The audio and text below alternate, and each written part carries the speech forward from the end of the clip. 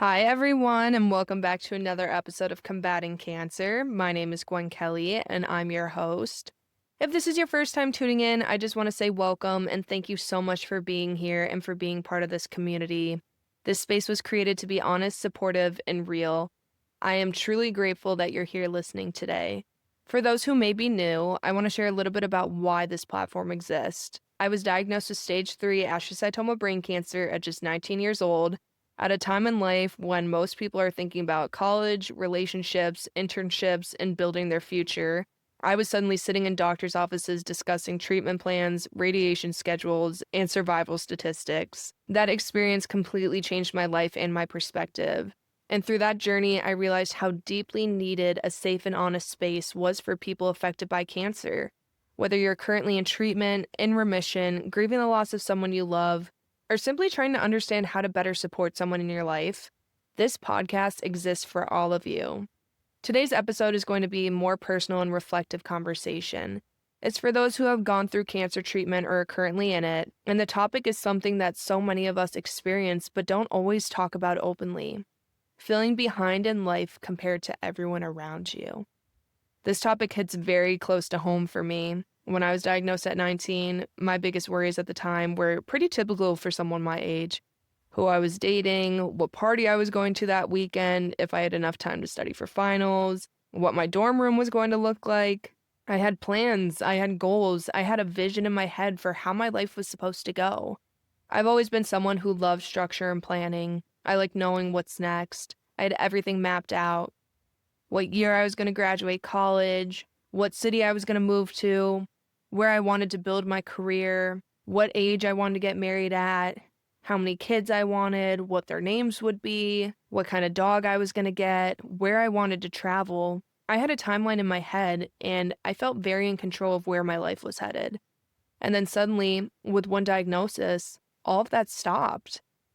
I remember feeling like my entire life had been put on pause while the rest of the world kept moving forward. That loss of control was one of the hardest things for me. When you're someone who thrives on planning and looking ahead, and suddenly you can't even predict what next month will look like, it's incredibly disorienting. When you're going through cancer treatment, your life becomes centered around survival. Your schedule revolves around doctor's appointments, scans, medication, radiation, chemotherapy, and recovery. You're not thinking about 5-year plans, you're thinking about making it through the next treatment cycle the next day.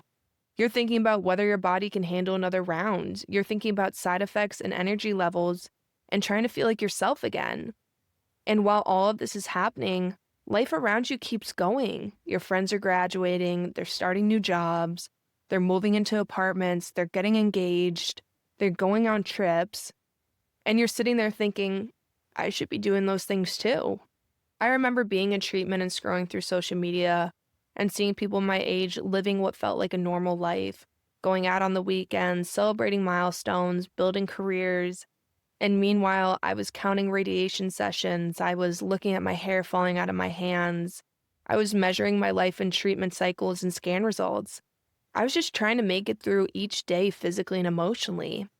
There's a very specific kind of loneliness that comes with that. It's not that you aren't happy for others, because you are. You want the best for the people you love. But there's also this quiet grief for the life you thought you would be living. You start to feel like you're standing still while everyone else is running forward. Treatment can make you feel like you're missing out on your own life, that you're missing experiences and opportunities, and you're missing out on time. And sometimes it even feels like time is being taken from you. That's a heavy feeling to carry, especially at a young age. You're not just dealing with the physical toll of cancer, you're dealing with the emotional reality that your timeline now looks very different than what you imagined. There were days during treatment when I felt like I had no control over anything. I wasn't in control of my body, my schedule, my energy, or my future. And when you don't feel in control, it's very easy to start comparing yourself to others who seem to have everything moving forward. I would think things like, everyone is moving forward and I'm stuck. Everyone is building a life and I'm just trying to stay alive. By the time I'm healthy again, will I be too far in comparison to others? Those thoughts are very real, and I know I'm not the only one who has had them. But something I learned, and it took a long time to learn this, is that cancer doesn't put you behind in life. It puts you on a different path, a path that requires resilience, patience, and perspective that most people will never have to develop at such a deep level. When you're in treatment, it can feel like your life is shrinking down to hospital rooms and appointment schedules. But even in that season, you're still growing, you're still learning, you're still becoming stronger, more compassionate, more self aware. That growth might not look like a promotion or a new apartment or a relationship milestone, but it's still growth. One of the biggest mindset shifts for me was realizing that there is no universal timeline for life. Society gives us this idea that by a certain age, we should have certain things accomplished, a degree, a job, financial stability. But life doesn't actually work that way. Everyone's journey is different. Some people face illness, some face loss, some face setbacks we never see publicly. And the truth is, the strength it takes to go through cancer treatment is something that will shape you in ways that eventually carry into every area of your life. It may not feel like it in the moment, but it does. I look back now to when I was first diagnosed and remember thinking that so many things I wanted in my life might never happen for me. I didn't know if I would graduate, if I would build a career, if I would live independently, if I would fall in love, if I would have the future I always imagined. There was so much uncertainty. And yet, here I am today, living a life that once felt so far away.